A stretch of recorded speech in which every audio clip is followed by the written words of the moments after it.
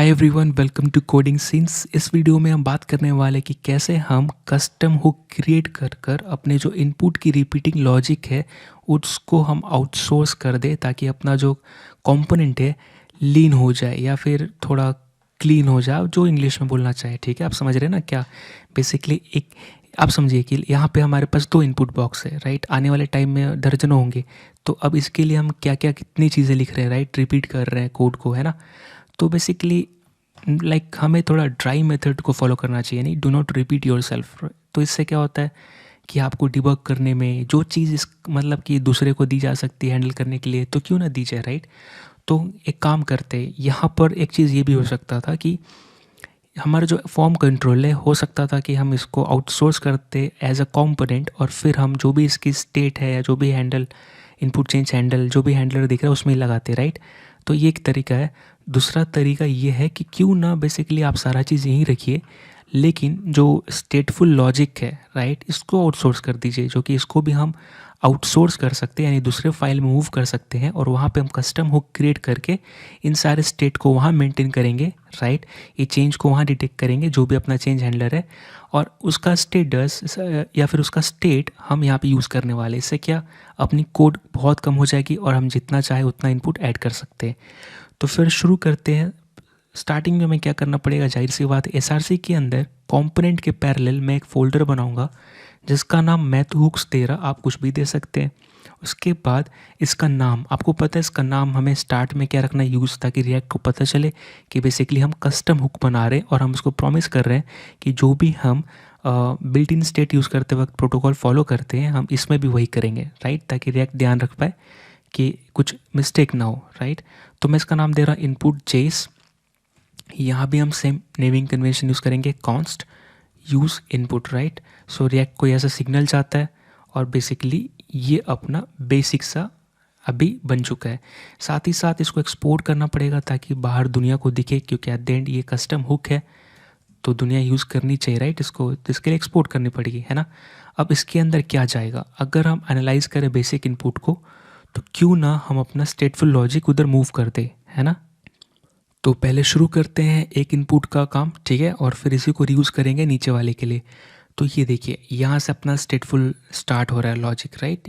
सो ये आप हम यहाँ पे स्टेट मेंटेन कर रहे हैं, जो कि दूसरा कोई भी कर सकता है, जैसे कस्टम हुक, राइट। यहाँ पे इसका है, स्टेट का है, ईमेल स्टेट है। तो मैं एक काम करता हूँ, इसको मैं कॉपी करूँगा और मैं इसको यहाँ पेस्ट कर देता हूँ, ठीक है, ये।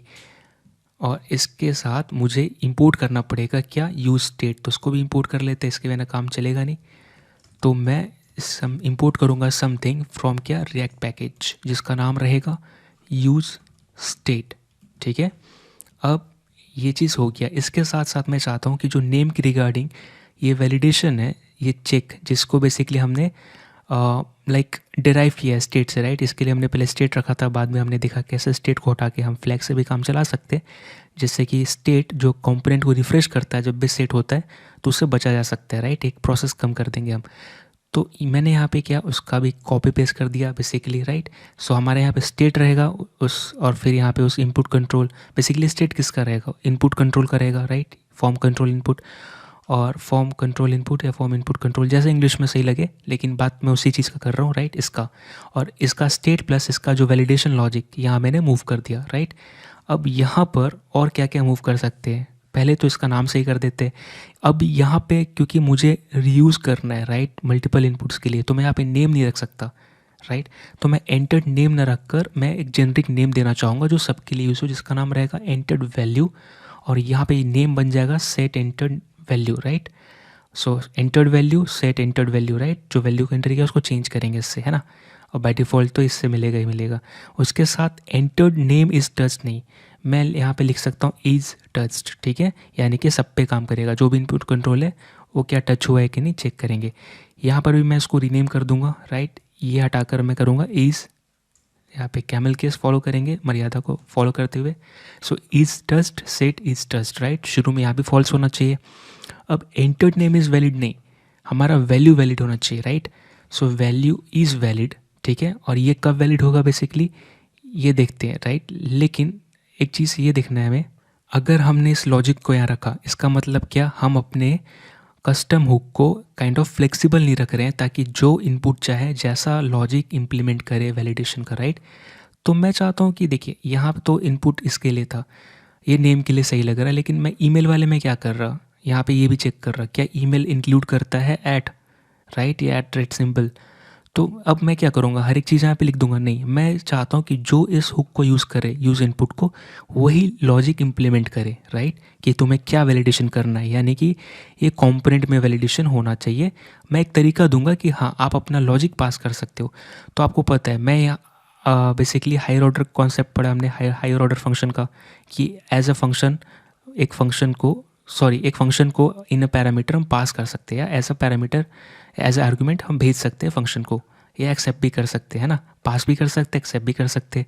तो मैं यहाँ पे क्या करूँगा, यहाँ पे हमें एक फंक्शन मिलेगी जिसका नाम दे रहा है वैलिडेट वैल्यू। इसका काम, ये फंक्शन का नाम इसलिए क्यों रखा मैंने, क्योंकि इस फंक्शन का नाम काम बता रहा है कि ये फंक्शन बेसिकली वैलिडेट करेगा वैल्यू को। मैं इसका नाम वैलिडेट एफ एन वैल्यू भी रख देता हूँ, या validate value F N, validate value function F N लिख देता हूँ ताकि पता चले फंक्शन है। अब मैं यहाँ पे क्या करूँगा, ये मैं हटा दूँगा, मैं यहाँ पे हार्ड कोड नहीं करूँगा कि क्या चेक करना है, क्या वैलिडेट करना है। मैं बाहर से जो फंक्शन में पास करेगा, राइट, मैं यहाँ से क्या कर रहा हूँ, मैं यहाँ से अपना जो एंटर्ड वैल्यू है उसको बाहर भेजूँगा, राइट। सो बेसिकली वो क्या करेंगे, वो अपना फंक्शन का डेफिनेशन इस पर भेजेंगे, राइट, और वो पैरामीटर एक्सेप्ट करेंगे, और मैं बेसिकली उनके फंक्शन को यहाँ कॉल करके अपना यहाँ पे ये दे दूंगा वैल्यू, राइट। एक्चुअली ये क्या हो रहा है अगर आपको समझना है तो यहाँ पे मैं समझा सकता हूँ, थोड़ा टाइम लगेगा, लेकिन अगर आप स्किप भी कर सकते हैं। एग्जांपल मेरा फंक्शन है, ठीक है, ये है कैल्क, राइट, ये कैल्क है, मैंने इसका अपना ऐसा नाम दे दिया। अब मैं चाहता हूँ कि ये कैल्क हर कोई फंक्शन यूज़ करे अपने हिसाब से। तो लेट्स से मुझे ऐड करना है या जो भी करना है, तो मैं यहाँ पे क्या एज अ फंक्शन एक्सेप्ट करूँगा, ठीक है, एफ एन, राइट, यहाँ पे फंक्शन आएगा, और मैं यहाँ पे क्या करूँगा, एग्जाम्पल के लिए लेट्स से मेरे पास कुछ नंबर है, let's say variable x equal to 10 है, ठीक है, और वेर y इक्वल टू 20 है। अगर आपको पता है तो आप स्किप कर सकते हैं। और मैं क्या करूँगा, एफ एन मतलब मेरा फंक्शन है जिसको मैं कॉल बैक भी बोल सकता हूँ। अब मैं x कॉमा वाई पास कर दूंगा, ठीक है, ये, राइट। अब ये फंक्शन रेडी होगी। अब जो भी कैल्क, ठीक है, को कॉल करेगा, ये क्या बोलता है, ये फंक्शन, राइट, एफ बता रहा है, मतलब ये function as a function parameter लेता है, राइट। सो मैं यहाँ पे फंक्शन दे सकता हूँ, तो मैं यहाँ पे एज अ फंक्शन ऐसे भी बना सकता हूँ, अनोनिमस फंक्शन, नाम देने की ज़रूरत नहीं, राइट, क्योंकि हम दोबारा कॉल नहीं करने वाले इसको नाम से। और मैं यहाँ पे बेसिकली यहाँ पे मुझे मिलेगी a कॉमा बी, आप चाहे x कॉमा वाई भी रख सकते हो। और मैं यहाँ पे क्या करूँगा, console dot log, right, a comma B, जो हमने ऑलरेडी कॉल बैक जावास्क्रिप्ट में पढ़ चुके हैं, राइट। तो बेसिकली हम क्या कर रहे हैं, हम इसको फंक्शन एज अ डेफिनेशन भेज रहे हैं, हम यहाँ कॉल नहीं कर रहे फंक्शन को। फंक्शन को कौन कॉल करेगा, कैल्क फंक्शन कॉल करेगा। मैं तो मुझे जो चाहिए मैं भेज रहा कि ये देखो ये मेरा फंक्शन है, कैल्क तुम प्लीज़ इस फंक्शन को कॉल करो। जब कॉल करोगे तो मुझे तुम 2 पैरामीटर देना जिस पे मैं ये प्रिंट करना चाहूँगा। तो मैं यहाँ पे कंसोल a प्लस बी करना चाहूँगा। अब जैसे ही मैं प्रिंट किया, आप देखिए 30 आया, राइट। अब देखिए मैंने अपना लॉजिक भेजा था, इसको मैं रीयूज़ कैसे कर सकता हूँ। अब मुझे माइनस करना है तो मैं यहाँ पे प्लस नहीं करके माइनस करूँगा, तो इस बार -10 आया, राइट। सो मैं क्योंकि 10 - 20 -10 रहेगा, राइट। सो अब क्या है कि मैं लॉजिक बाहर से पास कर रहा हूँ। अब कैल्क इंडिपेंडेंट है, कैल्क बोलता है कि तुम खुद बताओ तुम क्या करना चाहते हो इस वैल्यू के साथ, मैं उस फंक्शन को कॉल कर दूंगा जो तुम पास करोगे।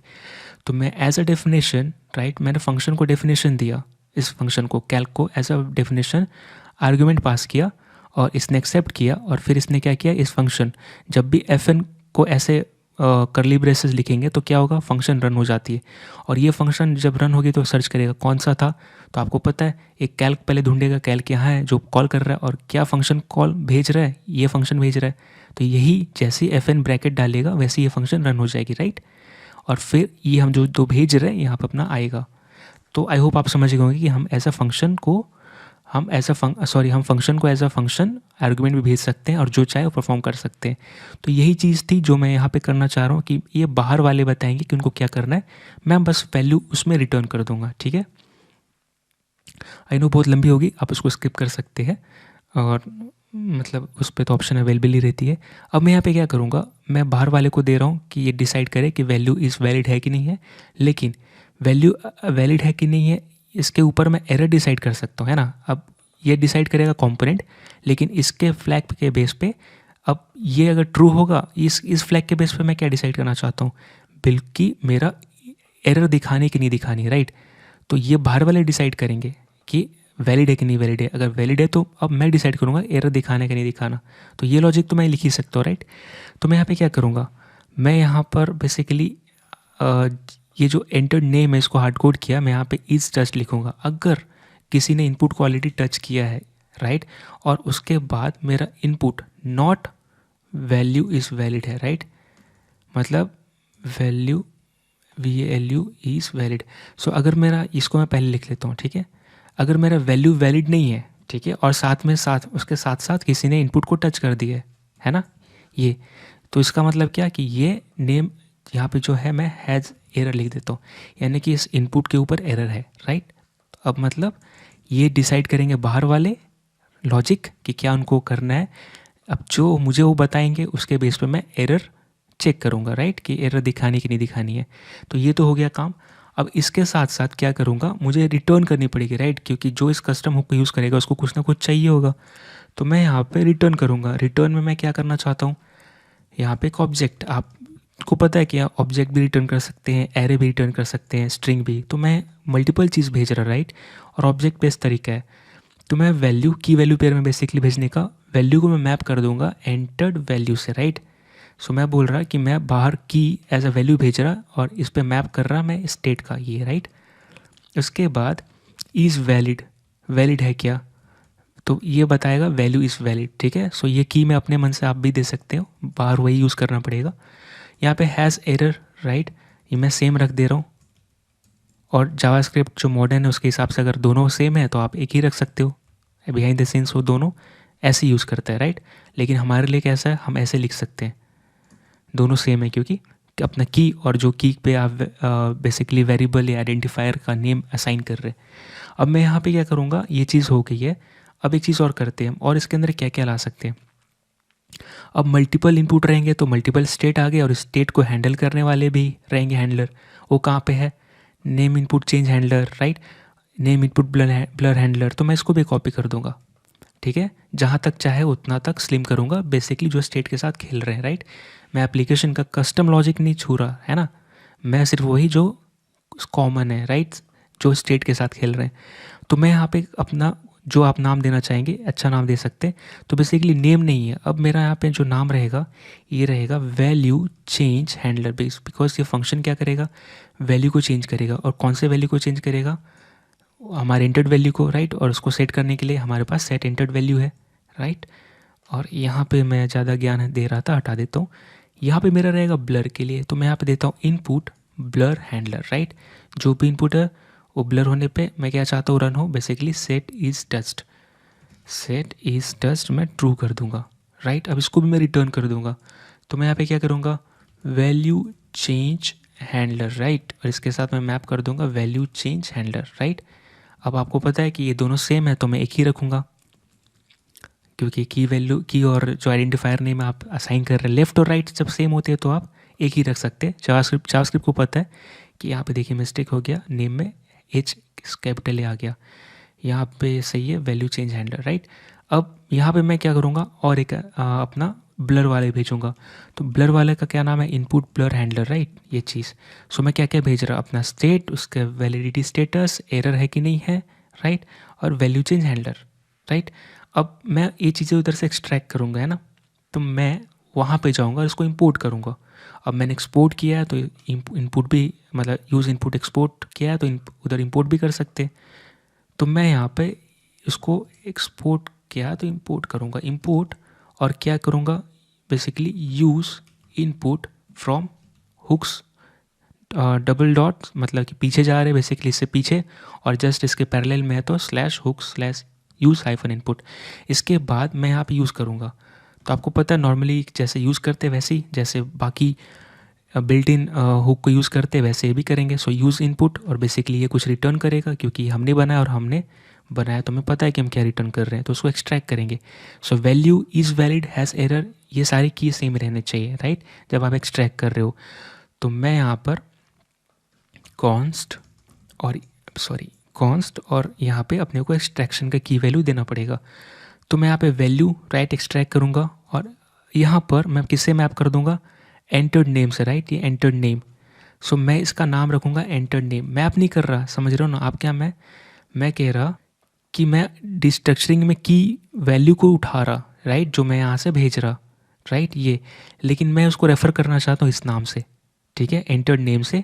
उसके बाद मैं क्या करूँगा, मैं इज़ वैलिड को भी निकालूंगा उसमें से, क्योंकि इज़ वैलिड भेज रहा। और यहाँ पर क्या वेरिएबल का नाम देना चाहता हूँ मैं, से let's say entered name is, ठीक है, इज़ वैलिड, ये नाम देना चाहता हूँ, ठीक है। मैं एक के नीचे एक कर लेता हूँ ताकि बेसिकली पता चले क्या एक्सट्रैक्ट कर रहा, राइट, ये चीज़। अब एक लेयर आएगी क्योंकि सेम नाम का मैंने स्टेट में यूज़ किया है ना, उसको हटा देंगे बाद में, बस नाम सेम रहे इसलिए मैं अभी तक रखा उसको। अब यहाँ पे हैज़ एरर भी निकालेंगे क्योंकि ये भी भेज रहे हैं उधर से, और बेसिकली यहाँ पे नाम दूंगा नेम इनपुट हैज़ एरर, ठीक है, ये मैं नाम दे देता हूँ, नेम इनपुट हैज़ एरर, ये मैंने यूज़ नहीं किया अभी तक। उसके बाद मैं क्या स्टैक कर रहा हूँ, एरर हो गया, value change handler, input blur handler, ठीक है। अब ये नाम मैं स्पेसिफिक टू इनपुट कंट्रोल क्यों दे रहा हूँ, क्योंकि मैं इसको मल्टीपल यूज़ करूँगा, तो मैं अभी नेम के लिए यूज़ कर रहा, राइट, यहाँ पे कॉमन है, लेकिन मैं किसके लिए यूज़ कर रहा यहाँ पे मैं बताऊँगा, राइट, मैं अपना नाम दे सकता हूँ, मतलब कस्टम जो आप देना चाहें रेफ़र करने के लिए, alias name. So input has handler हो गया, सॉरी हैज़ एरर हो गया। उसके बाद मैं वैल्यू चेंज हैंडलर भी उधर से उठाऊँगा क्योंकि एग्जैक्टली ये मैं भेज रहा, तो कॉपी भी कर सकते हो आप वैल्यू चेंज हैंडलर। और मैं इसको किस नाम से रेफ़र करूँगा, आप जो नाम से, मैं यहाँ पे स्पेक्स अभी यूज़ कर रहा है किसके लिए, नेम चेंज हैंडलर के लिए, नेम इनपुट चेंज हैंडलर के लिए, राइट। उसके बाद ब्लर का भी मैंने एक्सपोर्ट मतलब भेज रहा, तो इनपुट ब्लर, राइट, इसको रेफ़र करूँगा किसके लिए, नेम ब्लर कुछ है ना, नेम इनपुट ब्लर, हाँ, name input blur handler. So basically यही नाम दे दे रहा ये चीज़, क्योंकि अपने को ये चाहिए।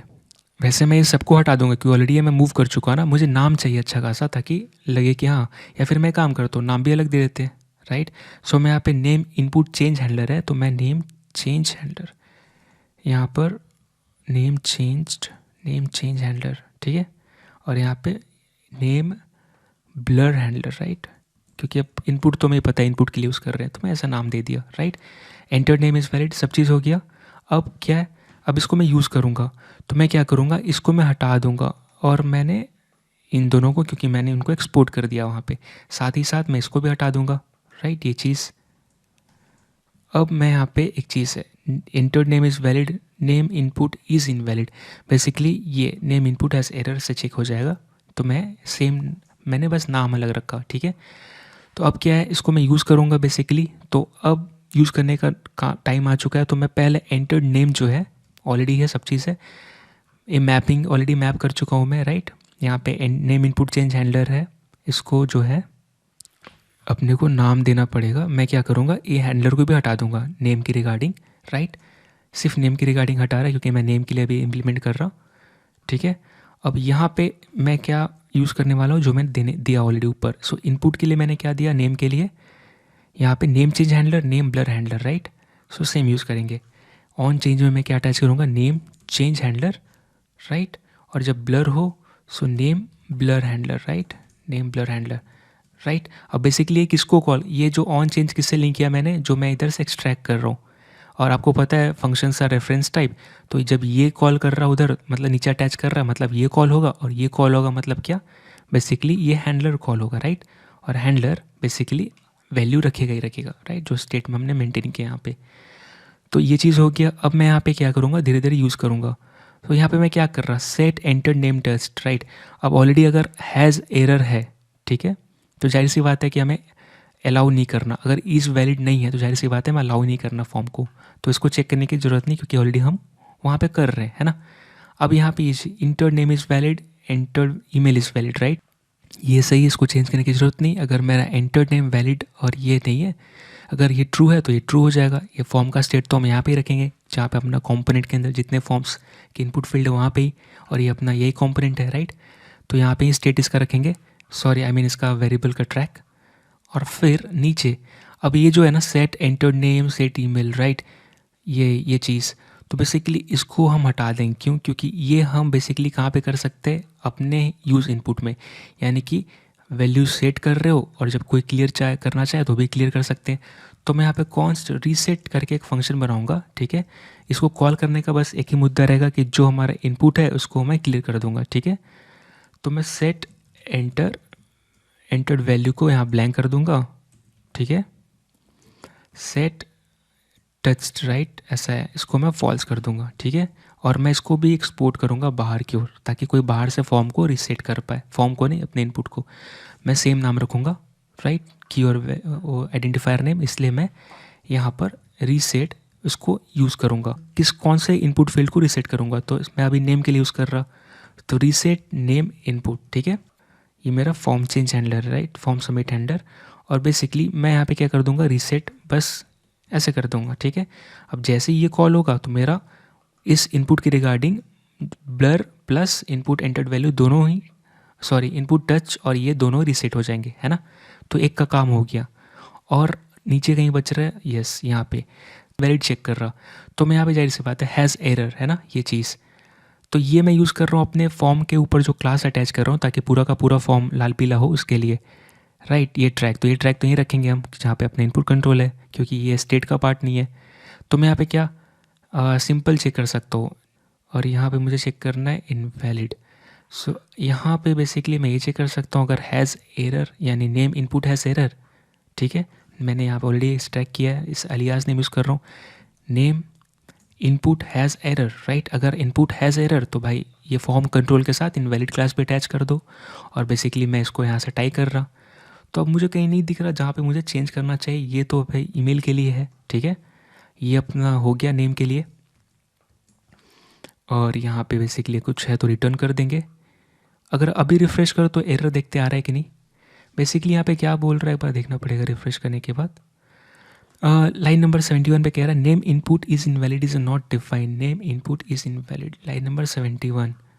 ओके हाँ, सॉरी, अपना ये बच गया नेम। ये अपने को नीचे मैसेज भी दिखानी है, राइट, जब हम उस पे से अगर कुछ प्रॉब्लम क्रिएट करते हैं तो, राइट। यानी कि अगर आपने फॉर्म फिल नहीं किया, इनपुट फील्ड फिल नहीं किया, या फिर ऐड ईमेल में ऐड द सिंबल ने इंक्लूड किया, तो ये चीज़ कहाँ पे, अगर मेरा ऑलरेडी मैं यहाँ पे इस नाम से रेफ़र कर रहा हूँ हैज़ एरर को, name input has error, right.